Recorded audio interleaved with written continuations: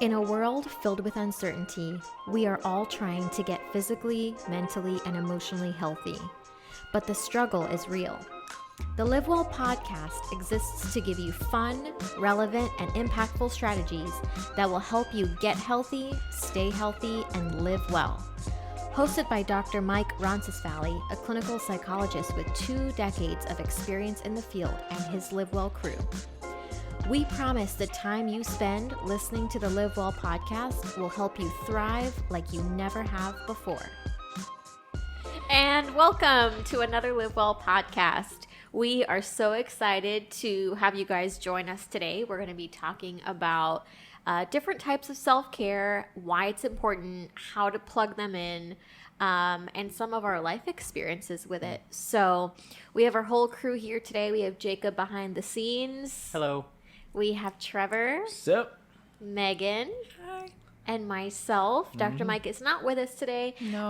Unfortunately for us, but luckily for him, he's out golfing with one of our peers in the industry. That might be some self-care. I think so. I think That's that right. he is experiencing a little bit of self-love today. Practicing what he preaches. Yes. But you know what? We support and encourage that. So Absolutely. hope you're having fun, Dr. Mike.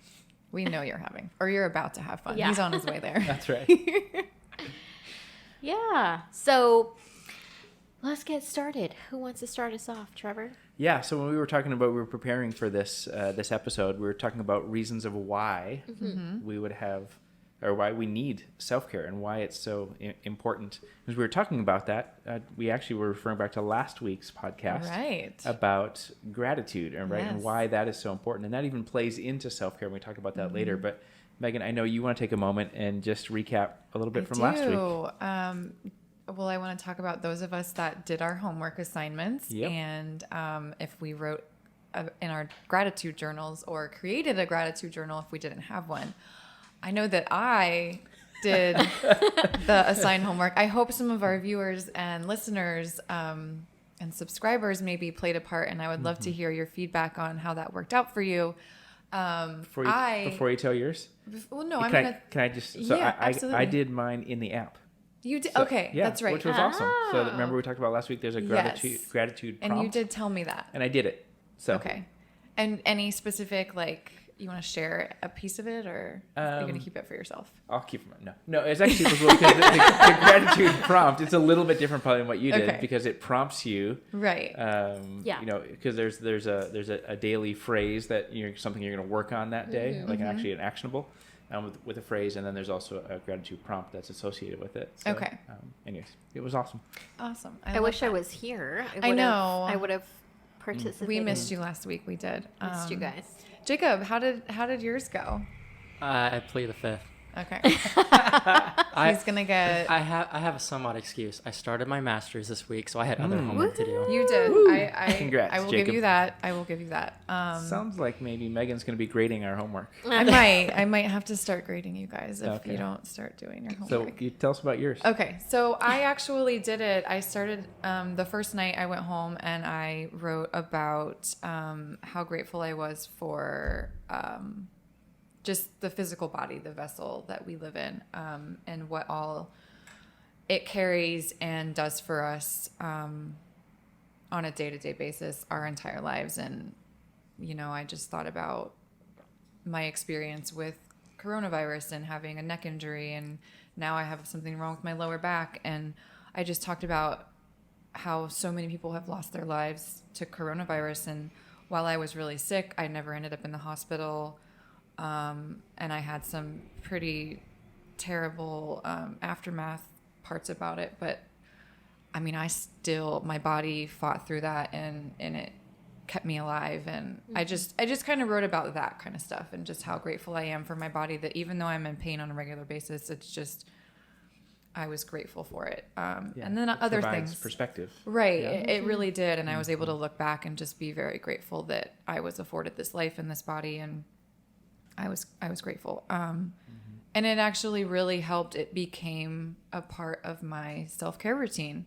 So I did that night, and then I woke up the next morning and I did the same thing. And then that same night, Tuesday night, I also wrote in it, and I skipped Wednesday entirely because it was a really busy day, but I kept going with it. So now part of my self-care routine is to drink a cup of tea and in the evening at least, and then write anything that I'm grateful about or just whatever's on my mind, just to get it out of my body and somewhere else, so I'm not harboring it or holding on to it, whether it's something positive or something negative that I'm feeling. So it's been really helpful. That's awesome. And I've really enjoyed it. So we'll have to ask Dr. Mike if he... I think we already know the answer. We might know the answer. And I did Yeah. ask him like 3 days in a row, and the answer was, yeah, of course. Of And he course. just walks away. Yeah. But had you not done that journal, right, you wouldn't have these insights. I wouldn't, and I wouldn't feel probably as good as I do and excited to talk about today's podcast, because I know that this part of the self-care routine has really benefited me, and I'm sure it does with so many people who do it. So That's amazing. yeah, good stuff. That's awesome. Yeah. I love that. Absolutely. Writing is just like one of those tools that always gives you perspective no matter what. You know. One day we'll write a book. That's right. Yeah. So as I had referenced before, this reasons for self-care, right? Why do we need to take care of ourselves? Yeah. And if not taking care of ourselves, we talked a little about, we have to be the ones that are advocating for ourselves. We have to be the ones that are leading ourselves, standing up for ourselves, right? Right. Stepping in the gap to care for ourselves. Yeah. How significant that is. Megan, If we don't do it, who's going to? we will. Right. Yeah. And yeah. you know, the pandemic has given me, and I think a lot of others, I think, perspective on what the self-care routine is and like what that looks like. I mean, I want to kind of hear your thoughts. I also want to share, like, for me, 2 years ago, I invested in what do you call it? Like a spa membership where like I paid every month, and like I would go in and either get a facial or a back massage. Wow. And it took forever for me to like feel like I was worthy of that, because I was always like, that's a luxury and that sort of thing. But, like you, Megan, I always struggle with chronic pain. And eventually, after so many like doctors and specialists, and they were kind of like having me turn to alternative types of medicine and, and nutrition and like focusing on my body and things like that. I was like, you know what? I'm doing it. I'm diving in the deep end, and I'm paying for a membership. And I did it for a year. And then the pandemic happened, and then I couldn't because the spas were closed. And I had to like do a self-check real quick. And I'm like, okay, how am I going to keep filling my cups without the resources I've had, prior to the pandemic? Right. Absolutely. And you guys know self-care is, one of my like personal passions to talk about and teach about. And yeah, I kind of had to reevaluate things, and I've found other ways, and I'm excited to share that with you guys and our listeners and viewers today. Absolutely. Yeah. That's great. Awesome. So we talked about earlier when we were preparing for this, Megan, I think you mentioned it about this idea that our self is at war With ourselves. with ourself. Yeah, right? absolutely. And self-care is a way. A way out of that. It's a way to... Yeah. Self-care, you kind of said it earlier, like we're at battle with ourselves, we're at war. So self-care is our inner weapon to combat that, to step out of anxiety and depression or trauma. Just creating a little positive pattern or cycle in your life, even if it's a few minutes, is a way, just this first step, obviously identifying it, but taking that next step is to do something about it, to create a healthy routine. Yeah. Give of yourself self-care. space and grace. Right. And it doesn't have to be anything as extreme as getting yourself a membership to a spa and doing that for a year. And it could be, yoga. It could be so many different things. A little goes a long way. You'll That's notice, and It could be writing for 5 minutes in the morning or the evening. Yeah. And you guys mentioned stress, trauma, anxiety, depression. And I think if you're listening or watching and you're wondering, how do I know if like self-care is the right thing for me to do?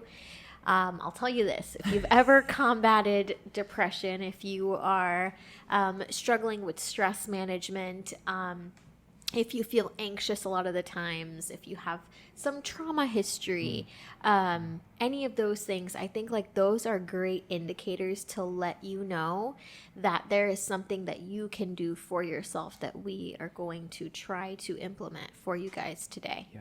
Absolutely. Yeah. So Alana, there's some science to this, right? There's some psychology about this, these negative thoughts that we have, right? Which then push into some emotions, which then trigger some behaviors, which ultimately end in some consequences, and we see a cycle take place, right? That's exactly Can you right. talk about that a little bit? The monkey mind. Yeah. The ruminating. Yeah. So things like, and I'm kind of giving a high level overview, right? But trauma, stress, anxiety, depression, those things, even like negative events that happen in our lives sometimes, a bad day, can create A breakup.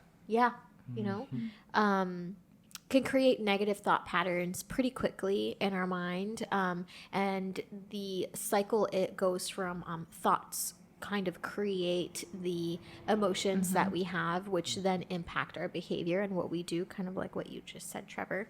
And so negative thoughts and negative thinking patterns can kind of instigate, I would say, negative emotions that are like difficult to manage. Guilt, shame, anger, resentment, rage, all of those things. sadness.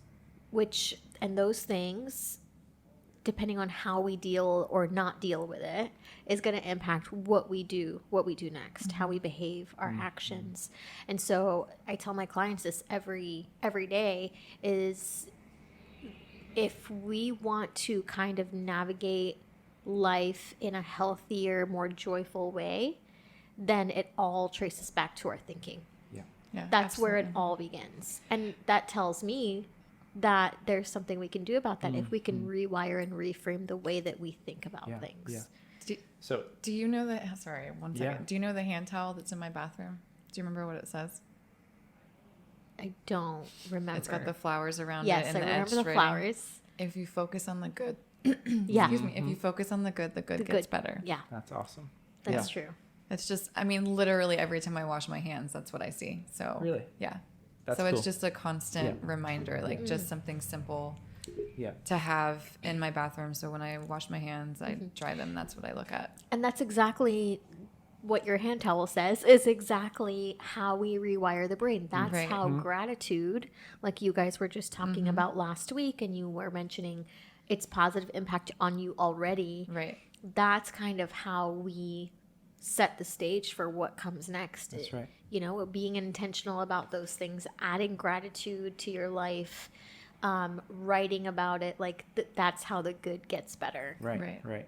Yeah, it made me think of this this idea. Sometimes we talk about we spiral down, right? Yeah. And so what we're referring to is maybe the opposite of there. that, right? Like what Yes. what would happen if we could spiral up, Right. right? In a positive direction. Like a cyclone, just lift it Right. up. So rather than talking about our thoughts impacting our emotions, and then getting to our behaviors, if we could start at our behaviors, and that's what some self-care is we're talking about, Right. could help us spiral back upward in a Absolutely. positive place. I was in a going to say, positive direction. to add to that, something I've noticed and I've talked to Dr. Mike a lot about is, so what you described with thought, feelings, behaviors, that's the CBT triangle that Correct. everyone's Right. always used, but it's Right. more so a circle that's Circle. like intertwined, where the behaviors can affect the feelings or the thoughts. For And sure. so That's right. you Yeah. can change the one if you're having trouble changing your thoughts, you can change your behaviors, and maybe that'll start helping change the other ones too. So That's awesome, exactly right. Jacob. Yeah, Jacob's just starting grad school in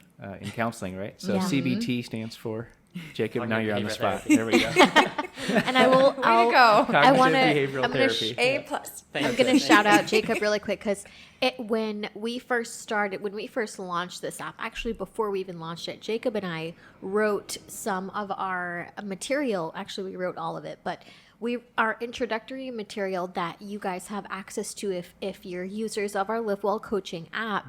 Jacob and I wrote that, and we actually intentionally changed the CBT triangle into a CBT circle, and we created our own image that showed that the thoughts, emotions, and behaviors actually can be cyclical as opposed to just triangle where it's stopping. Yeah. So that's awesome. and it's, I mean, we're living, breathing examples of that. That's right. Right?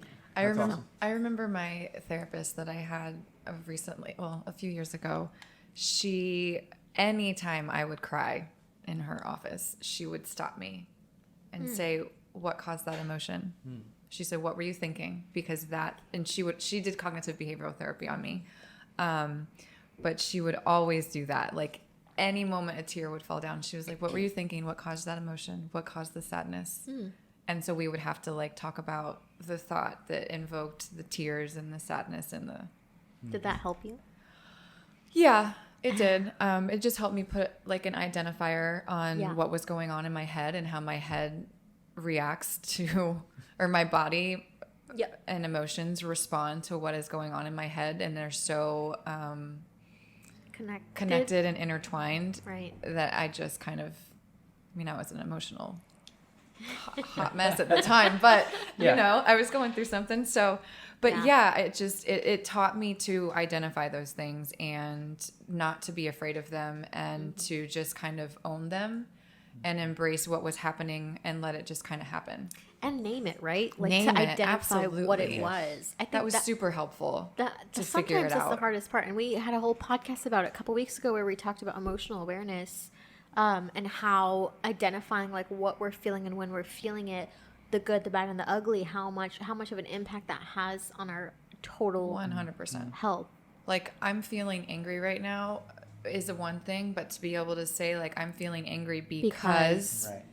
and actually have a reason or just a vision of what that can be. And I actually would give it like like real names, not call it anger. I'd be like, "Oh, today's monster is da da da da," and give it a name, like I don't know, Lucy for Lucifer, like whatever. like we name hurricanes. Yes, exactly. So I would do that Name because it really helped me kind of Name put a our spin emotion. on it, and I could, I guess, have fun with healing in a way. I don't know. That reminds me of That's the cool. Disney movie, Inside Pixar Out. movie Inside Out. Yes. Thinking Oh of my anger. gosh. Yeah, I that's mean, I good. know that movie is like intended for children, but can it I was just so say, perfect like, for I adults. resonate with that movie so well. I watched that movie in probably 4 of my classes at college. So Did you That's really? Awesome. Oh, I don't. Oh. I absolutely can see that Yeah. happening. Yeah. Like I watch it all the time, and I'm like, oh my god, I learned so much from this movie. Like, why did it- I'm like, thanks Pixar. That's awesome. Pixar's validating us. That's right. That's right. That's right. So we talked about reasons for self-care, benefits of self-care, right? So we talk about, Alana, you have a list for us to kind of walk through the types let's of do that. self-care. Yes, I do. can I mention real quick a possible roadblock of self-care? Yeah, please. Absolutely. Let's talk about it. Something that I know for me personally, when I was going through like my anxiety and depression, it was like pretty rough. Change is scary, even if it's good change. Right. And so like going to therapy and all that, like it's scary. And that's why I think some people kind of hesitate to start because we attach to the stuff we know, even if what we know is bad. Right. And so even if something's good, it's For sure. unknown, so it's It's scary, scary. to do. So That's that's right. like Scary. a potential roadblock too. Yeah. It Self-care, absolutely so. is. So and true. I think, I would hope, I don't really know, but deep down inside, I feel like you might know that, okay, I'm going to do something that's new to me and I don't quite understand it and I don't know what's going to happen, but I know how these behaviors make me feel, but whatever's underneath that, that's going to be scary to unload and to have to sit with, Yeah, and I'll say like a real life example is like my first time going to CBT, I was scared to death because I was going through anxiety. I didn't leave my apartment for like 3 months straight when I was going through it at the worst up at school. And so when I was scared to death, I like just forced myself to go. And once you leave, it's literally like a mind massage. Like you feel like a completely different person when you're like, dang, I did that. Right. But it's like getting to it is the hardest part. Like I sure. put it off for like a month just because like I was so scared of it. But once you do it, it's like, okay, this is That's actually, right. this is good. And I kind of know it now because I'm doing it. So Right. No, I'm going back to therapy after a few years, starting Wednesday, and I'm kind of like a little ball of stress over here. Sure. Winding my little wire around my finger.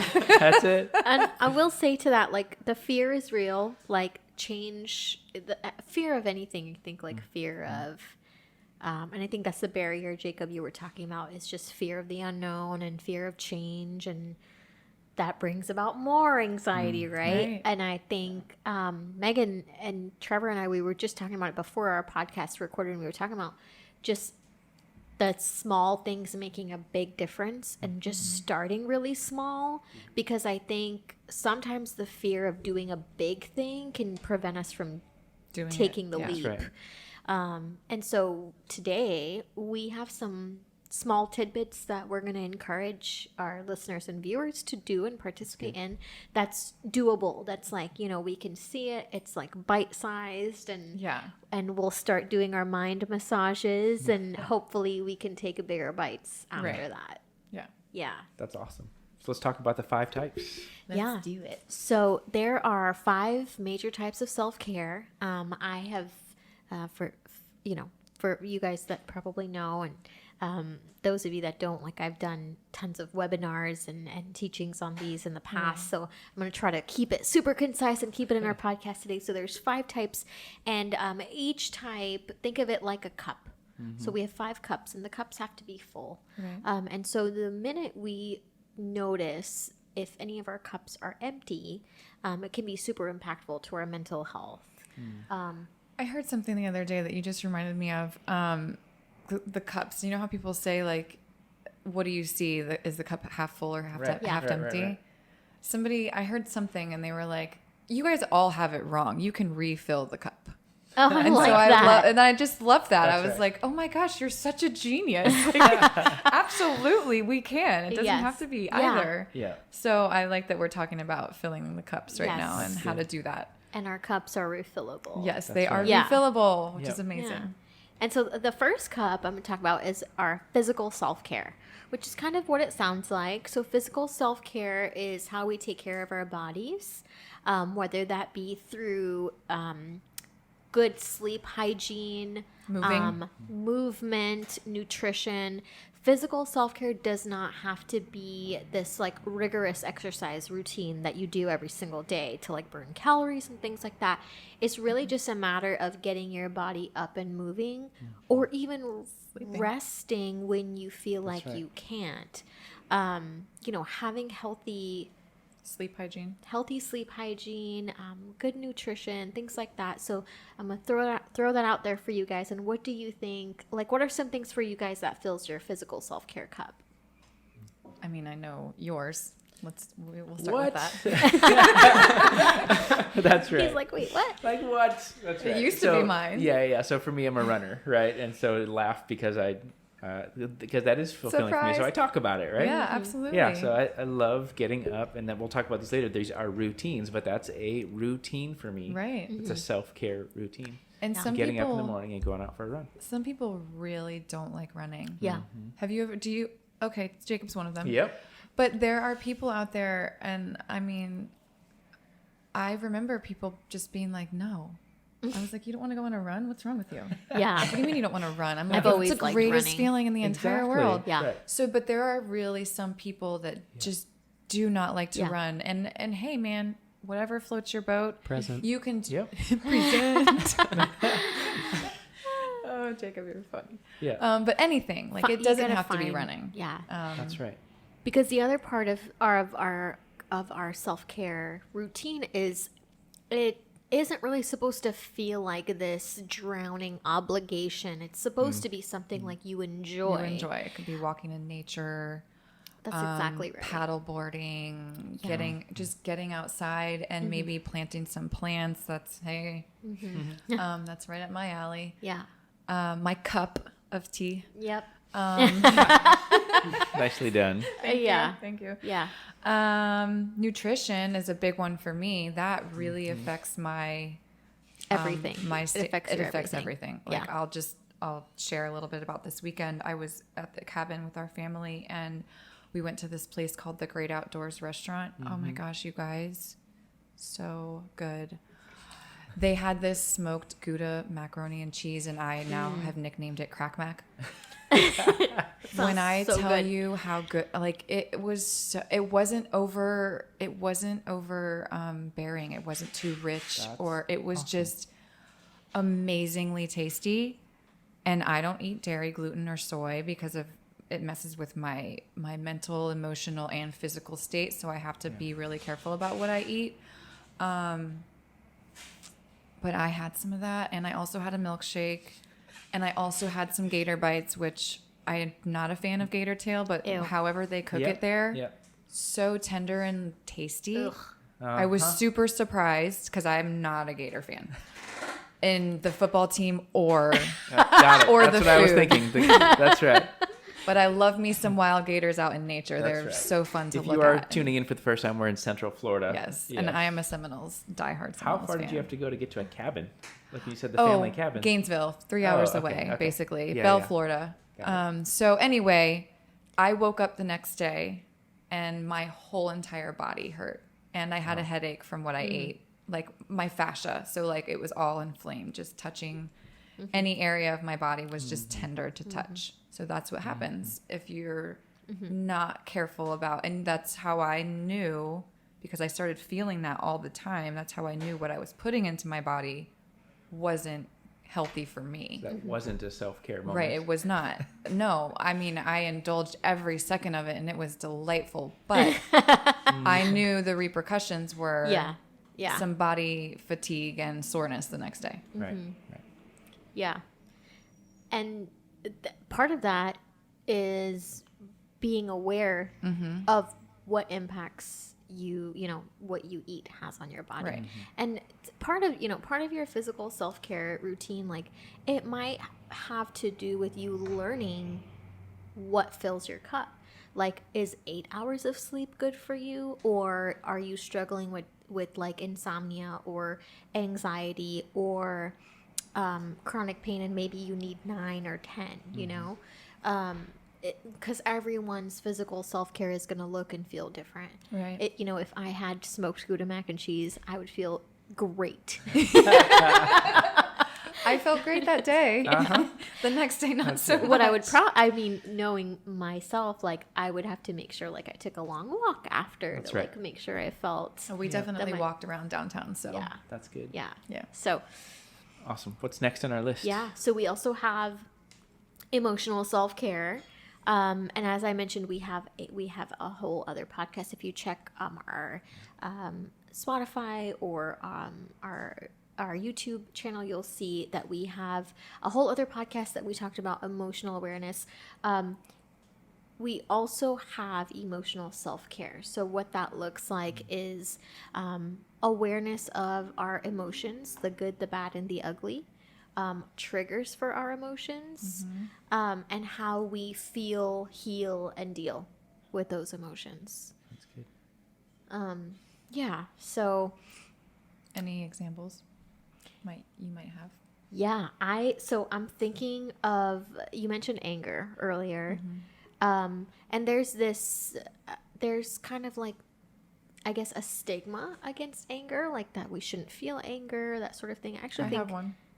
you have one. What? A stigma. Stigma, you do? Surrounding Yeah. anger and rage, yeah. Yeah. I've talked about it a little bit before. Gotcha. Yeah. And, you know, I think anger is actually a healthy emotion. Absolutely. When we don't address it or don't deal with it at that time, it can definitely turn into hostility, aggression. Those things are actually unhealthy emotions. But anger is an indicator, like it's trying to tell you something. Your emotions are always trying to communicate with you. Right. Anger usually is your mind or body telling you, hey, something is happening that is making you feel unjust. Right. Like there's an injustice here that you need to address. And so I think that, you know, emotions are, if we can name it, then we can feel it, we can deal with it, and then we can heal from it. Right, absolutely. I had I don't know why this all keeps coming back, but I had a therapist tell me once.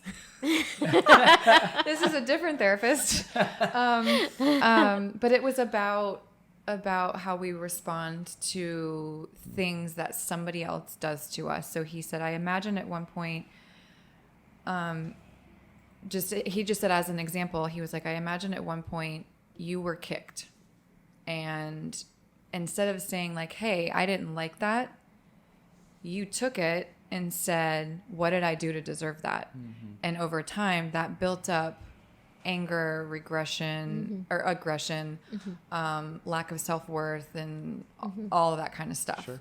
And I just kind of looked at him and I was like, I didn't, but oh my gosh, he's so right. Like I literally was like, I didn't do that. And then I was like, actually, I think he's kind of right. I do that all the time. So like getting in trouble, or if you get in trouble all the time as a kid, or if somebody is bullying you all the time, like you're going to have this pattern, this repetitive, almost like a monkey mind, or this ruminating thought negatively about yourself. Like, what am I doing to deserve this all the time? Like, what did I do wrong? Eventually that's going to be the thought, because you can be as good as you want, but if this is constantly happening to you, it's going to wear you down. So finding a way to change that thought and know that, and stop that behavior from happening, and realize that it's not about you, it's about the person or the whatever is doing it to you. Having that emotional awareness. Yeah. And you know, for those of you that are listening or watching, if you're kind of resonating with this particular cup of self-care we're talking about, and you feel like maybe it's harder for you than the average person, just know we do have resources for you guys. That's kind of where, you know, if you check in with yourself and you're like, I think I need a little bit more help than what I can do for myself. You know, we have our LiveWell coaching app that is available and accessible to any of you, anywhere you are. And you can, you know, stay tuned to the end of our podcast, or log on to our website at www.livewell-coaching.com /onboarding. Right, Jacob? Am I right? Yes. Okay. Yay. And you can actually go it. right onto that page and sign up for our app if you feel like you need the support of a coach, a professional with lived experience to help walk you through filling this cup, because sometimes it is, you know, a little harder for some people. The emotional part of it is a little bit more challenging and harder to identify, I think, in some cases, and that will start that first step to building a routine, because like you said, there's a routine about it. Right.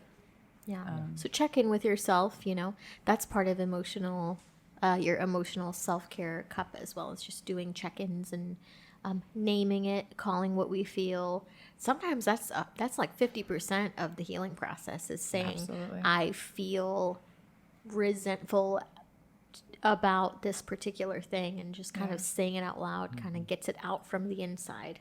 I read something earlier, remember? The Body Keeps the Score. It was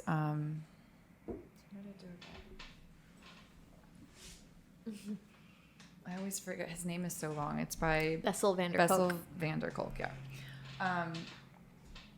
So he said something along the lines of breaking away from the self and saying like, I hate myself, or I hate you, or I want to kill you, and then identifying that it's a part of you, like a part of me doesn't want to go on anymore. A part of me hates what you've done to me. A part of me is really struggling with the fact that, I don't know, you cheated on me, just for an example. Like, Wow, it's not that whole self. It's a Yeah. part of us. It's in it. And then I think that helps us to also identify that we as a whole entity Yeah.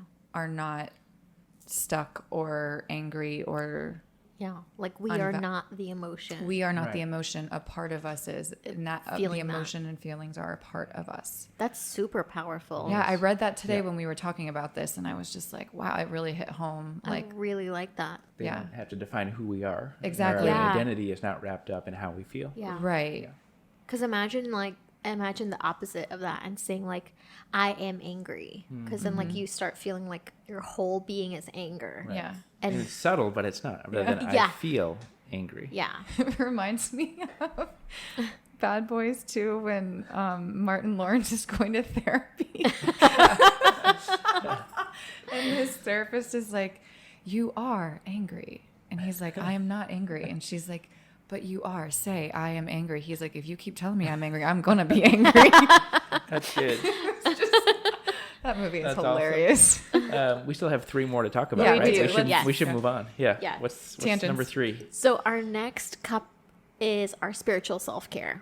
And that one is kind of just what we do to nourish our soul, the activities and behaviors that we do to seek purpose and meaning in our lives. Spiritual self-care, it might be prayer for some, it might not. It might look like meditation for some. You know, it's what you do to strive for inner peace within yourself. Right. Yeah, You that might be one's- able to speak to that a Yeah, little bit. that's huge. You know, so for me, as I've said on this podcast, many times as an outspoken Christ follower, right? Yeah. Like this is huge for me, right? Yeah. This does play into when we talk about routines. That routine you talked about, prayer or reading scripture. Right. One of the things in this category or this cup, right, of spiritual self-care is nature. The idea of being able to walk in nature. Right. Theologians call that general revelation. This idea that God is, His creation is a revelation of who God is, and we Right. can walk in it, we can experience it. And that's, for me, that's a particularly, it's fulfilling for my Right. cup in self-care. Yes. Again, just to be out in nature and Yeah. experience God's creation. Absolutely. I would agree with that. I resonate wholeheartedly. that a lot. Yeah, I resonate with that a lot. Yeah. And you said scripture. I know one of our teammates, Dave, I think he gets like a Bible verse a day. He's got some app on his phone. I forget what it's called, but Yeah. and he reads those daily and then can sometimes use them in therapeutic techniques and stuff. Yeah. The spiritual self-care cup is I'll just speak to the clients that come in, to see me first session. What I'm finding is the spiritual self-care cup is usually the hardest to fill for some folks struggling with mental health. And I think about why sometimes, and I think of how if we're seeking meaning in life, but we're facing adversity, it can be super challenging. However, the things that fill your spiritual self-care cup is going to be the things that, that help you feel whole. And sometimes your faith may falter, but that's okay too. We just have to be aware of it and notice it and Right. see it and find what brings us What brings it back to life. hope and Yeah. faith. That's right. Yeah. That's right. Hope and faith are huge. When you're living with depression or anxiety or any sort of trauma, just to help come out of that, hope and faith are some of the strongest tools you have For sure. to help break free from that cycle. Yeah. Next. And our other cup, so we've got 3 done, we've got 2 more to go. Our next cup, and I'll go a little bit out of order because it's going to be relevant to our last piece that we just spoke about. But social self-care is super important. Yeah. Connection. So human beings are hardwired for connection. And so even for those who deem themselves introverts, social self-care is still a meaningful part of their lives. And what that looks like is being able to connect with others Right. in a healthy way. So it might be a phone call, with a loved one. It might be, being in the presence of like someone that you love and trust and want to be around. It doesn't necessarily have to be talking per se. And it doesn't have to be anything serious. It could just be joking or being goofy, laughing with someone. Just those laughing in itself is an amazing tool to bring about good spirits. But, just being silly with a person that you enjoy being around.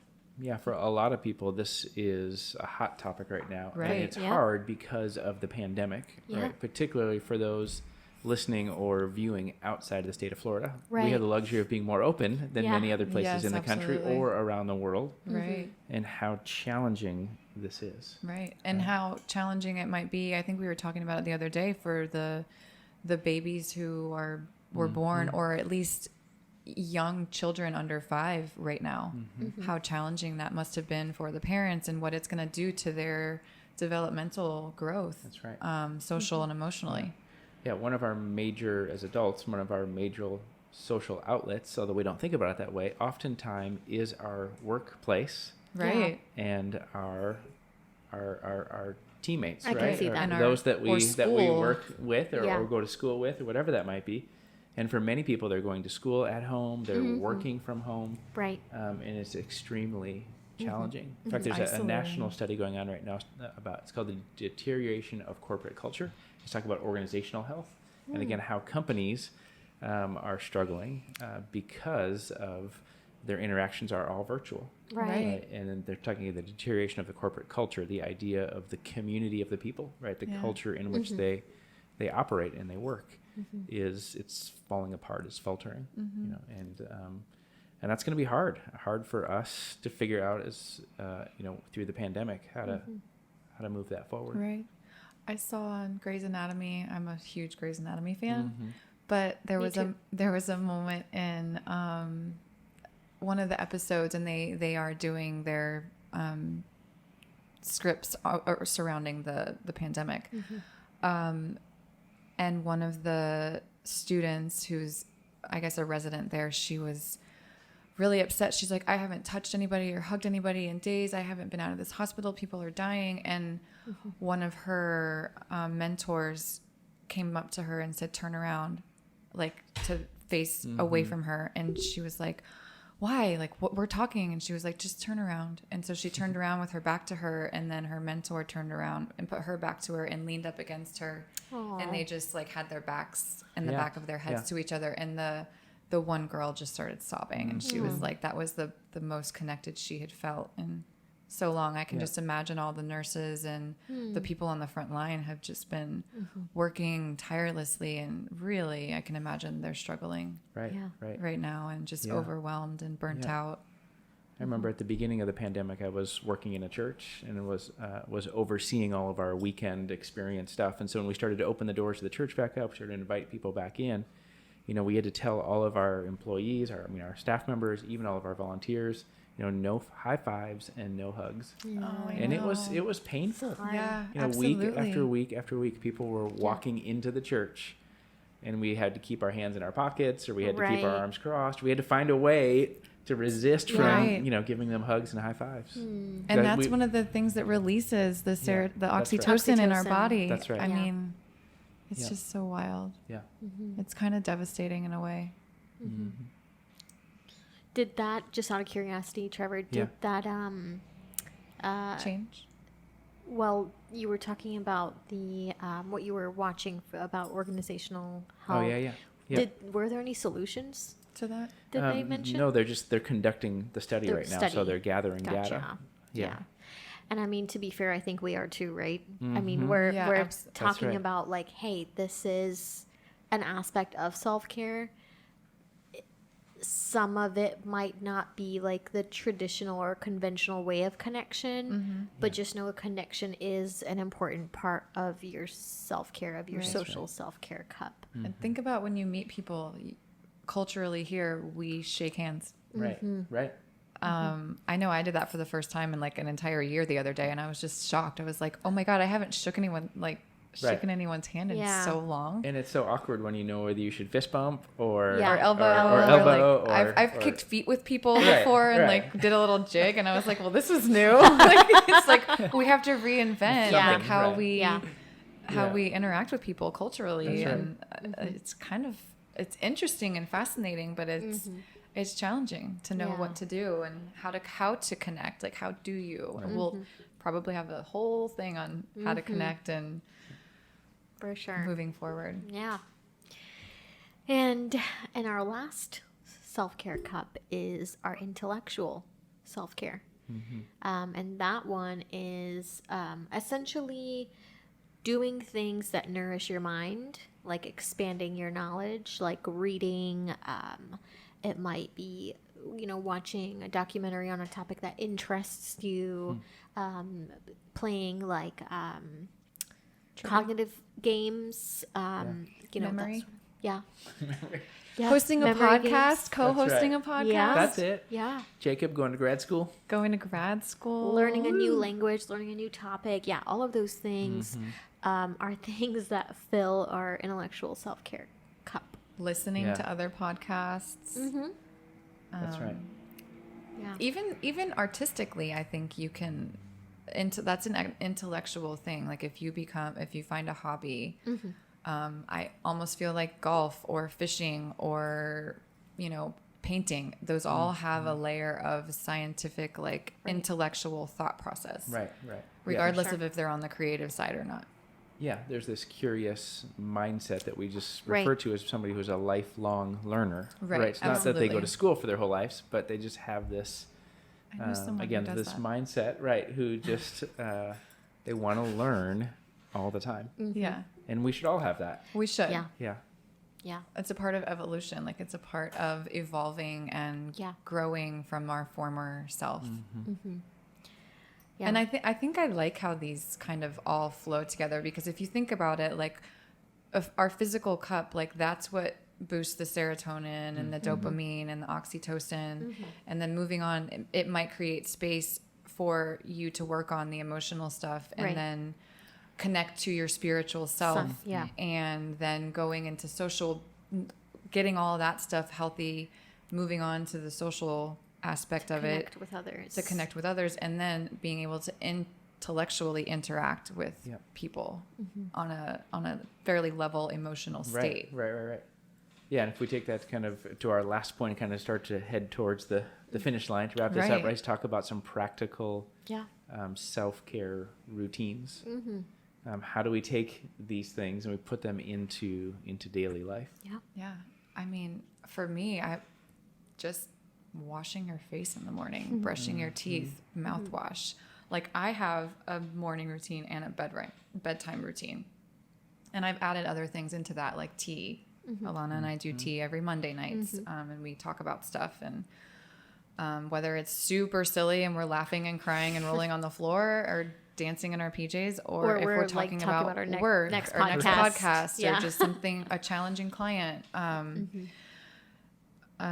So those kinds of things for me, like having a routine, as you said, for me is super helpful for my self-care, because if I didn't have a routine, I would feel way out of control and anxious, and I wouldn't say I would feel depressed, but I would just, I mean, it can lead to that, because then I feel like I'm not fulfilling the things that I normally do. I make my bed every morning. It's a part of my self-care routine. Like I love to turn around in my room and see my bed made. Like it literally warms my spirit to have a made bed.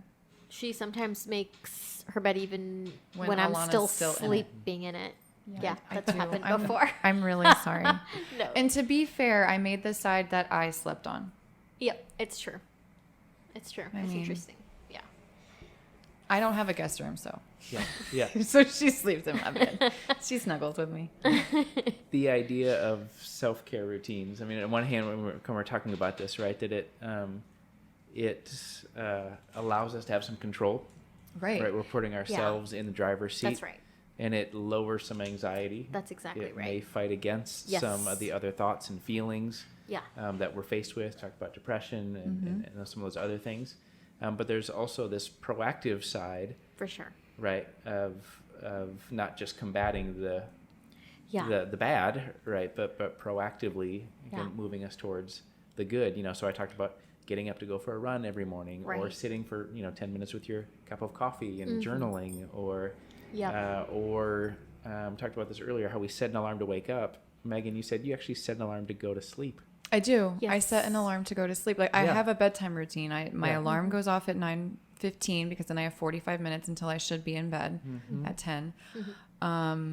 And I will drink tea probably around 9:15, and journal or chat or listen to a podcast or read something. Wind down. Just to wind myself down. Yeah. No more phone. It gets plugged in. Unless I'm listening to a podcast on my phone, then that's, the only thing.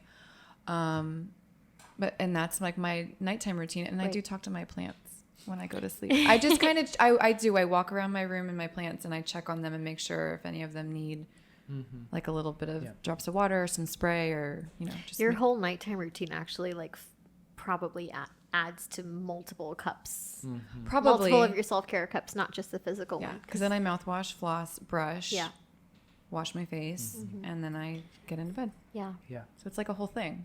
that's right. It's like a whole thing. right. But it matters. But it matters. matters to me, and it helps me so. It helps me stay grounded, and it helps me stay. I mean, if I'm being transparent, sane. Like Right. it just keeps Yeah. me stable and grounded. Yeah. So what would we say to somebody who's lacking routine, lacking self-care? Where do they start? I think it's important to start with finding what is not working Yes. for you. Because if folks are, maybe your nighttime routines can, for some people, sound Overwhelming. Oh my gosh. To me, just saying it out loud, I was like, I feel like I want to crawl in a hole right now because that sounds like It's a so lot. much. But you've built that routine, you've built that regimen into your routine, and now it's kind of just what you have to do. And I think for our listeners and viewers, maybe start with what does not work for you, and maybe remove that and try to implement something else. One thing at a time, like into your physical self-care routine. It might be, for example, I used to love running like you guys, and due to some unforeseen issues and chronic pain issues, I can't really run anymore. But what I do is now I power walk, Awesome. and like that's what I do instead. Yep. And take it in bite-sized pieces. Find what's not working for you. Hear what we're sharing, and like see what small steps you guys could, listeners and viewers can implement. Yeah. And I some think people, go I was ahead. just say, it reminds me of one of our team members, Dave. Actually said this to you earlier. Who told us? So he does behavioral activation. Yes. And he says, do more of what does work. Yes. Do less of what's not working. For and when sure. in doubt, change something. Yeah. Right. I And love so that. as you're suggesting, do the less of what's not working, Exactly. or figure out what's not working, That's Right. exactly right. and then again remove those things first.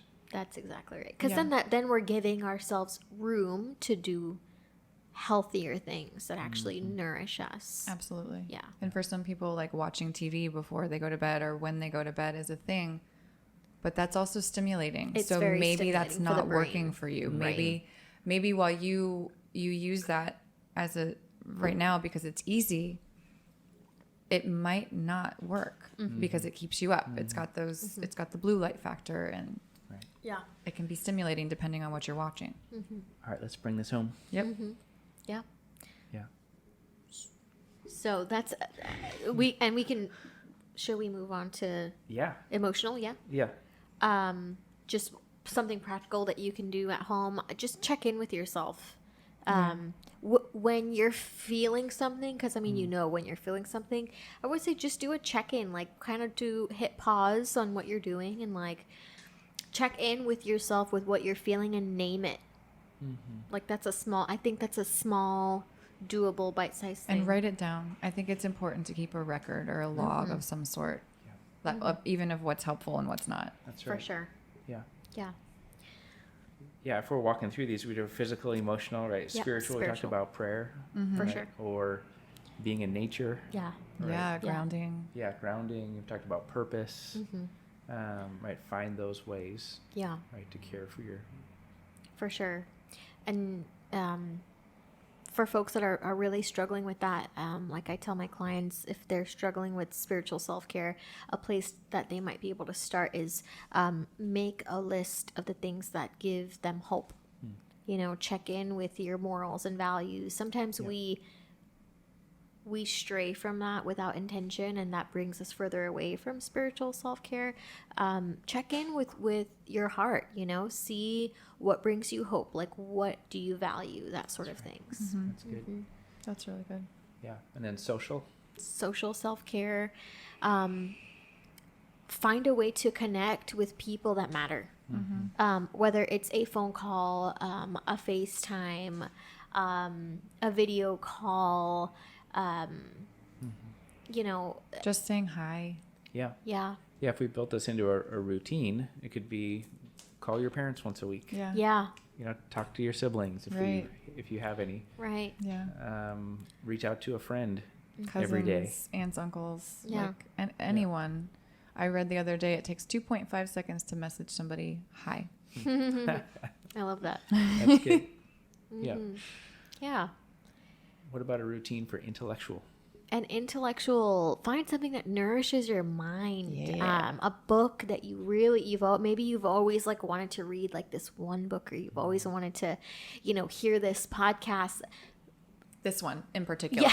The LiveWell podcast you're The talking about. LiveWell podcast. Yeah. Plug some time in for you to nourish your mind. Like, we have to do that, otherwise we feel like so empty and depleted. So give yourself time, you know, a little bit every day to just do something that nourishes your mind. Tune into our podcast every Monday. Check out our YouTube page we record these for you guys every single week, with the intention of essentially helping you fill your cups in any way that we can. So This is filling mine. So. Mine too. You guys know So, that from last time. yeah. Yeah. And so those, I would say, those are our five buckets. Those are our 5 cups of self-care. We'll talk That's more good. about them. So when we talk about routines, put it into groupings there or categories. So find something to do every day, a routine for every day. Find a routine for every week, find a routine for every month, and find a routine for every year. So if you start to think in that way, it will help. I mean, a yearly routine might be take a vacation, right? That's an example of a yearly. But again, find one for every day, every week, every month, and every year. Right. Love it. We can do that. Yeah. Good. All right. Alana, All you going right. to take us out? Yeah. Send So us home, girl. for those of you watching and listening, if you feel like one or more of your cups are needing filling, please let us help you. We have lots of resources, not just on our website, but also through our coaching app, LiveWell Coaching, and through some of the services we offer here at the office. We do a lot of virtual help as well, virtual therapy. We have some programs here that are uniquely designed to help you get healthy and stay healthy. So please log on to our website at www.livewell-coaching.com for more info. Or you can even call into our office, schedule an appointment with one of our therapists that can see you virtually. And that would be our office number at 321-259-1662. We hope to see you guys soon, and we can't wait to help you guys get healthy and stay healthy. Thanks for tuning in today. That's right. Have a great week, everyone. Bye. Fill your cups.